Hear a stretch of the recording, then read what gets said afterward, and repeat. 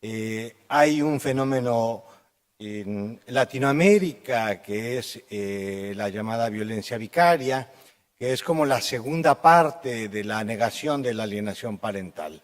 Entonces, Latinoamérica o Hispanoamérica ha sido como que el laboratorio de pruebas en desinformación y está lamentablemente a la vanguardia de la negación de la alienación parental, por lo que nos dimos a la labor de escribir este libro. Y pues bueno, para quienes recordamos un poquito la clase de historia de la psicología, pues bueno, recordaremos que Bandura fue uno de los primeros en hablar de el concepto vicario, y él habló acerca del aprendizaje vicario, es decir, cómo puedo yo aprender a partir de lo que observo en alguien más para evitar que me ocurra lo mismo o para que una conducta que yo vi agradable, pues pueda, sin tener directamente que hacerlo, ¿no? Es decir, aprender a través de. Pero eso fue descrito en 1970 por Bandura, y el concepto vicario pues nace en el 59. Entonces, Eleanor McCovey nos habla de el ensayo del error vicario, y todas estas fueron las publicaciones piloto, las publicaciones originales.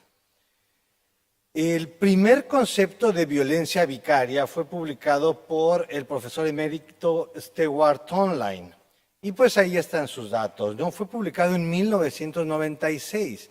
Él acuñó el término de violencia vicaria con esta publicación, junto con otros dos investigadores.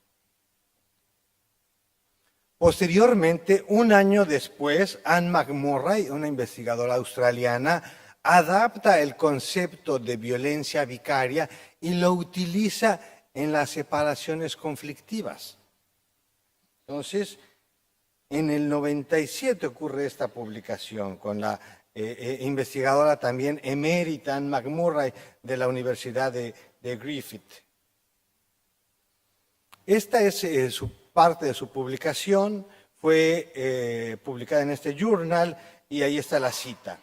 Lo que ella estudió fueron a 43 madres y a 68 padres australianos impedidos de la convivencia con sus hijos. Y concluye lo mismo para ambos, y es una traducción textual. Dice que uno de los temas dominantes y uno de los temas más alarmantes fue la violencia real o vicaria en las convivencias con los hijos de estos padres. Entonces, ahí ella habla de violencia vicaria y no hace una distinción entre hombres y mujeres, no señala que sea un problema de violencia de género, pero posteriormente encontramos pues esta publicación de 2021. La autora Sonia Bácaro lo señala de esta forma. La violencia vicaria es un concepto acuñado y definido desde el año 2012 por Sonia Bácaro, psicóloga clínica y perita judicial, experta en victimología y violencia contra las mujeres, sus hijas e hijos, y se define como aquella violencia contra la madre que se ejerce sobre las hijas e hijos con la intención de dañarla por interpósita persona, página 10 y 11. Es un documento que está en línea, lo pueden corroborar ustedes mismos, ustedes mismas, y pues bueno, fue publicado por la Asociación de Mujeres de Psicología Feminista bajo auspicio del Ministerio de Equidad de España. Revisamos las obras de Bácaro y nos dimos cuenta que en el sitio web de Tribuna Feminista en el 2016 fue la primera publicación, pero es un post, no es un documento académico. Luego una presentación oral por invitación en una ponencia en Portugal. En el 2019, en el sitio web de la misma Bácaro, aparece una publicación más, un texto más no revisado por pares, y hasta el 2021 esta información en un libro donde ella se autoatribuye haber acuñado este concepto en el 2012. En el 2023, un libro de la editorial Desclée de Brouwer, en la parte de abajo es la portada y en la parte de arriba otro documento del Ministerio de Equidad de España. Al revisarlo, pues no se cita Vaccaro a sí misma dándonos fe del documento fundador o fundacional del 2012. Entonces, pues nos dimos a la labor de buscarlo y no lo hemos encontrado. Es decir, hay una narrativa falsa acerca de que ella misma acuñó el concepto, no existe ese documento fundador y además fue Anne McMurray quien adaptó el concepto de violencia vicaria para las separaciones donde no pueden ver a sus hijos. De acuerdo a la publicación de McMurray, elaboramos este familiograma y ahí se puede ver en esta representación que los psicólogos y los psiquiatras utilizamos para representar a la familia, en forma de cuadrado los varones, tal vez porque somos un poquito más rígidos, en forma de círculo las mujeres, porque, pues bueno, tienen habilidades lingüísticas superiores a nosotros. En la parte de abajo, de acuerdo a la jerarquía de los sistemas, se observa un hijo y una hija con sus líneas que unen a los padres, pero dos líneas laterales donde está una separación. Es decir, cuando hay un divorcio son dos líneas, cuando vemos una línea lateral es que solamente hay una separación, ahí ilustramos el divorcio, con líneas punteadas que dejan fuera a uno de los miembros de la familia, el papá o la mamá, quiere decir que ya no vive en casa, es decir, que de la casa donde vivieron como familia, uno de los dos salió. Está aquí cayendo un dispositivo. Y pues Anne McMurray nos propone esto, nos postula esto. Ocurre en ambos casos. Ella estudió cerca de 110 padres y madres, y esta sería la ilustración al respecto. Esta representación es la representación de la alienación parental, que fue definida y postulada con este nombre por Gardner en 1985, 9 años antes que la Convención de los Derechos de los Niños, y mucho antes de Gardner ya había sido estudiada dándosele otros nombres, es decir, no es algo nuevo. Entonces, si nosotros tenemos una publicación de 1997 donde se utiliza el concepto de violencia vicaria para tanto padres como madres, es absolutamente falso que lo haya acuñado Sonia Vaccaro. Por ende, nos dimos a la labor de conjuntar un equipo de 33 investigadores y profesionales expertos de 8 países. Tanto el doctor William Bernet, a quien agradezco, como su servidor, coordinamos esta obra. Fueron 14 autores de capítulos, aquí hay 2 escritores, David Acuña y Shaolin Lee. Un saludo a ambos y un agradecimiento.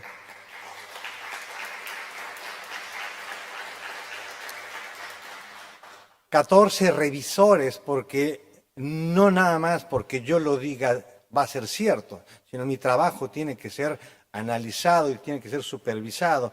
2 revisores de estilo y una traductora. Escribimos 15 capítulos más los periféricos, escribimos más de 244 páginas y dentro de ellas hay una revisión sistemática hecha por la doctora Shaolin Lee y 6 revisiones exploratorias. Aquí les muestro nuestra publicación de los principios básicos que la sostengo en este momento. La escribimos entre el doctor William Bernet y su servidor. El libro que se encuentra de color marrón, de color café, este libro fue la primera publicación de una organismo muy importante que es la Suprema Corte de Justicia de la Nación de México, donde hay una cantidad impresionante de información falsa. Entonces yo escribí una carta a la Suprema Corte, envié el análisis que hice sobre integridad científica y jamás me contestaron. Después de que hice esto en el 2019, en inicios de pandemia, entré en contacto con el doctor William Bernet, conversamos acerca de las publicaciones con información falsa que habíamos encontrado. Él me compartió las que había encontrado en habla inglesa, más de 40, y decidimos escribir esta Declaración de Principios Básicos. Ilustramos 3 ejemplos, uno de ellos ya nos habló el doctor William, que es el segundo libro, el de Family Evaluation in Custody Litigations, de la APA, donde hay información falsa, donde se corrigió parcialmente esa información. La información que corrigieron fue la del doctor William Bernet, porque pues les dijo, lo que citaron de mí está mal citado, corríjanlo. Y la otra información que decidieron no corregir, pues bueno, continúa. Lo que señalan los lineamientos acerca de corrección en ciencia es que la obra completa debía de retirarse, tanto los ejemplares físicos como la corrección en línea. La corrección de los ejemplares físicos no se hizo, no lo retiraron, esa información sigue. El tercer libro, bueno, fue publicado por la Universidad de Estocolmo, un profesor de ahí, en una editorial muy prestigiosa de derecho, de hecho la más influyente en el mundo, y pues bueno, no fue corregida. Entonces, lo que nosotros hicimos fue señalar estos ejemplos y decir, bueno, no se han hecho las correcciones necesarias, tengan mucho cuidado y analícenla ustedes mismos. Aquí están las citas, aquí está la información textual, esto es lo que se ha escrito. A partir de ahí empezamos a colaborar junto con un equipo más grande. Tenemos estos 4 análisis de integridad científica acerca de distintas obras. Entonces, están en línea, son de acceso abierto. Los lineamientos de integridad científica así lo señalan, es decir, debe ser sin costo, debe ser sin fines de lucro este trabajo, debe ser pro bono, porque lo único importante aquí es que se corrija, se diga la verdad y no se afecte a familias, no se afecte a sus hijos, no se afecte a nadie. Entonces, cuando empezamos a hablar de violencia vicaria, pues en habla hispana la semilla fue esta, el libro de Bácaro de 2009, donde algunos activistas latinoamericanos, una compañera chilena, Caro, que no sé si esté por aquí, me dijo, en este libro hay mucha desinformación. Y ya lo habíamos empezado a analizar cuando ella nos hizo el señalamiento. Nos fuimos un poco más a fondo, utilizamos una plataforma antiplagio que se llama DocCode, también chilena, y encontramos que en este libro hay plagio de 10 fuentes en más de 258 párrafos. No digamos, además, otras estrategias de tergiversación, adulteración de fuentes originales y demás. Entonces, como escribimos a la editorial y no hubo respuesta, pues bueno, dimos a conocer nuestro análisis técnico, el cual pueden descargar y corroborar ustedes mismos lo que nosotros estudiamos. Ahora, cuando hicimos los análisis de violencia vicaria, esto fue lo que encontramos. Tergiversación sistemática de conceptos, plagio, falsificación de información, práctica de investigación cuestionables, ausencia de revisión por comités de ética y de bioética, problemas metodológicos, malas prácticas editoriales, falacias lógicas, falsas narrativas, inadecuada interpretación de los derechos humanos, políticas públicas sin sustento científico, legislación sin sustento alguno, El más grave que me parece a mí, la validación inadecuada e injustificada por parte de la Suprema Corte de Justicia de la Nación de México y un exhorto sin fundamento del Parlamento Europeo a los países de la Unión Europea. Me tengo que ir más rápido, creo que el tiempo se me agota. Estamos bien, ok, gracias. Aquí en el libro de Integridad Científica, que pueden descargarlo en este momento en la página www.garipa.org, encuentran esta tabla. Y pues bueno, en la columna de la izquierda son los aspectos que analizamos, en la columna de en medio está la revisión sistemática que hizo la doctora Jennifer Harman con su equipo y publicada en un journal indexado y revisado por pares. Y en la segunda columna está la revisión elaborada por la doctora Saulili en el capítulo 4, y ahí pues comparamos qué hay publicado sobre alienación parental y qué hay publicado acerca de violencia vicaria como un concepto de violencia de género. Es decir, violencia vicaria que solamente se reconoce como un problema de género y que no afecta a los padres varones, solamente a las mujeres. Entonces, bases de datos, se revisaron 4 por parte de la doctora Harman, 6 por parte de la doctora Saulili. Metodología de la revisión fue la misma, una metodología muy rigurosa que se registra en una plataforma que se llama Prisma-P. El periodo, pues bueno, del 31 de diciembre del año 21 hacia atrás, es decir, a la fecha de esa, y de la doctora Saulí fue de enero del 23. Términos de búsqueda, Parental Alienation Syndrome y Parental Alienation. Términos de la otra revisión, violencia vicaria y vicarious violence. Registros encontrados, 1.462 contra 53. Registros sin duplicar, 1.215 contra 53. Y contenido ajeno al tema, es decir, que hablara de violencia vicaria, pero no como un problema de género, 52, más bien al revés, y sí como un problema de género, solamente una, que fue una publicación acerca de una reseña del libro.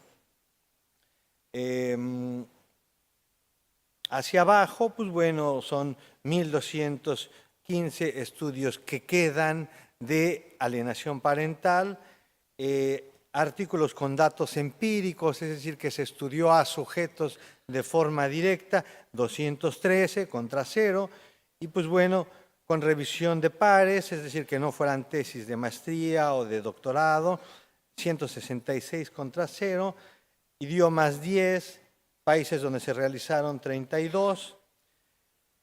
Esto es el objetivo de investigación de estas publicaciones o su enfoque metodológico. Lo que encontramos entonces, pues bueno, lo que vemos es que hay un gran soporte académico acerca de la alienación parental en journals, en tesis de maestría, de doctorado, y que acerca de la violencia vicaria como un problema de violencia de género, no lo hay. Me dirán, sí hay una publicación en Journal, la de Anne McMurray, pero ella habla de violencia vicaria en padres y en madres. ¿Qué otra cosa encontramos acerca de la violencia vicaria de Bácaro? Reciente o por interpósita persona, que en su libro de 2023, cuando habla de violencia vicaria no extrema, pone una cantidad de ejemplos que cumplen con todos los requisitos, excepto el 8º, de los criterios para identificar la alienación parental que estableció Richard Gardner.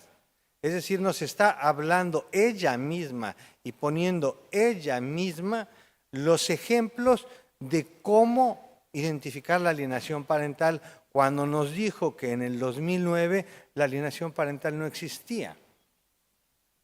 Entonces, En el capítulo 3, ahorita pueden descargar el libro de violencia vicaria de www.garipa y ahí van a encontrar las citas de Bácaro donde se señala incluso la página donde pueden encontrar esta información.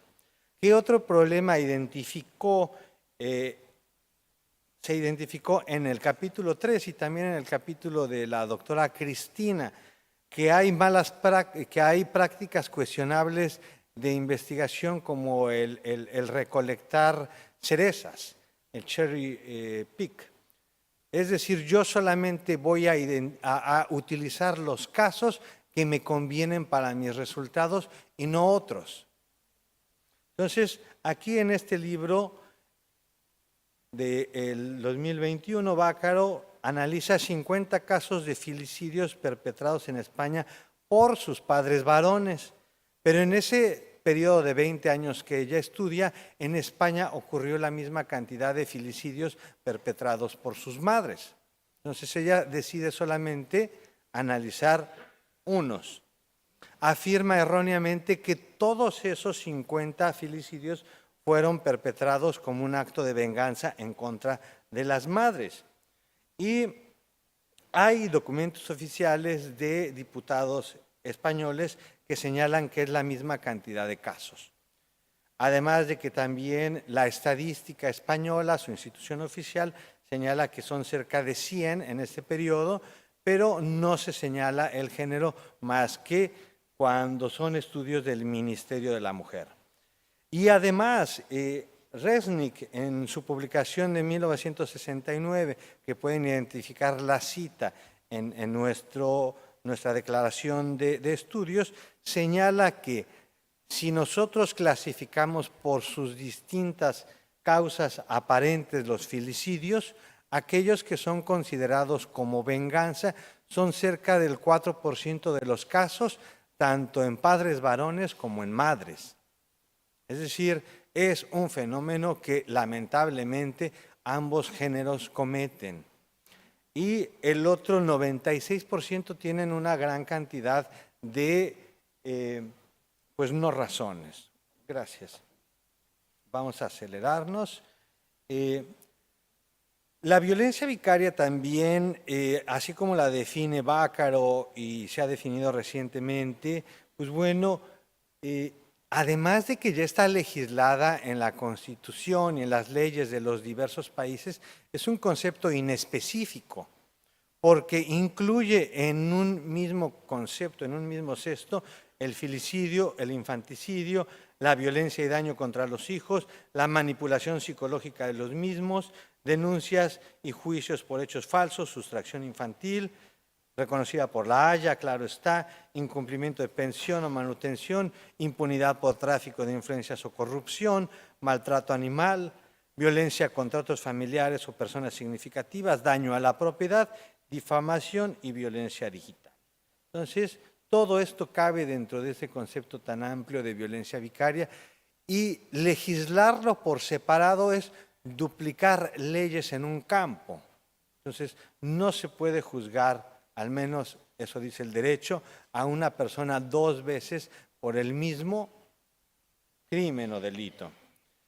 El concepto de violencia vicaria como un problema de violencia de género también genera contradicciones muy fuertes. ¿Por qué? Porque si yo además el concepto de violencia vicaria incluye que la alienación parental es falsa dentro de las declaraciones de Bácaro. Ella lo señala de esta forma. Entonces, ahí vemos 4 escenarios posibles. En la parte superior a la izquierda ilustramos a una persona de género masculino por separado y un niño y una persona del género femenino. Se ve así una imagen como de rayos y centellas donde ilustramos simbólicamente que es una mamá, habla mal acerca del papá. Entonces, esto sería la alienación parental. En la superior de la derecha, el papá hablándole mal a la niña y la mamá por separado, ¿no? Esto sería también alienación parental. Pero si nosotros lo señalamos como violencia vicaria, como un problema exclusivo de género, solamente podíamos ilustrarlo y definirlo ahí. ¿Qué sucedería si nosotros generamos un concepto que es exclusivo de género, de violencia de género? Las ilustraciones que están en la parte de abajo se quedarían sin un respaldo, porque si tenemos una familia donde son dos mujeres las que están unidas legalmente, y se separan y una de ellas habla mal acerca de la otra, pues no sería violencia vicaria, porque son dos mujeres. Entonces, la violencia vicaria es aquella que el padre comete a través de los hijos en contra de la madre. En la de la derecha, que fueran dos padres varones que tuvieran una hija y se separaran, y uno de ellos hablara mal de la otra, tampoco aplicaría la violencia vicaria. Pero además la violencia vicaria está pidiendo, los movimientos están pidiendo que se deroguen las leyes de alienación parental. Entonces, si yo derogo las leyes de alienación parental, estos niños quedan sin protección jurídica. Y si yo legislo sobre violencia vicaria como un problema de violencia de género, pues dejo en un vacío jurídico y en un vacío de reconocimiento de los derechos humanos a los niños, donde los casos son distintos. Con esto cierro, es mi última lámina, y encontramos en el capítulo 15, describimos acerca del efecto Larsen, de la desinformación, que es cuando yo tengo un micrófono muy cerca de una bocina y de repente se oye un ruido cuando se vician, ensordecedor muy agudo. Ese es el efecto Larsen en física. Y esto ha ocurrido con la desinformación en la alienación parental. Como lo identificó el doctor Bernet en su publicación que realizó junto con el doctor Wood, Shemen Shu, encontró que Wood en el 94 publicó información falsa y que a partir de ahí se vino una avalancha de desinformación.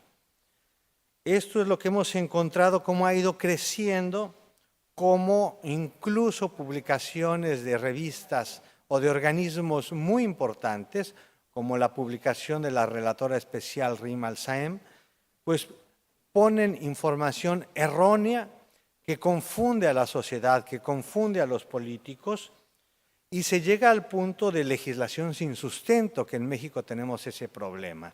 Ya se legisló sobre violencia vicaria, ya se derogó las leyes de alienación parental.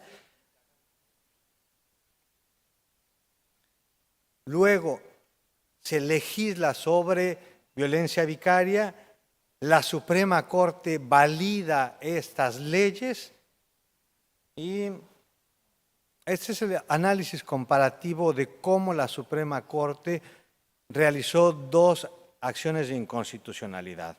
En la primera le puso mucho rigor y aún así con problemas gravísimos, y en la segunda, de violencia vicaria, no estudió nada. Eso es terrible. Finalizo con esta lámina. Muy triste que la acción de inconstitucionalidad de la Suprema Corte acerca de alienación parental tenga un 25% de plagio identificado de 6 artículos. Es decir, instituciones tan prestigiadas han caído en este lamentable fenómeno. Las conclusiones están en el libro de su servidor. Podemos empezar a trabajar acerca de identificar las denuncias falsas. Y muchas gracias.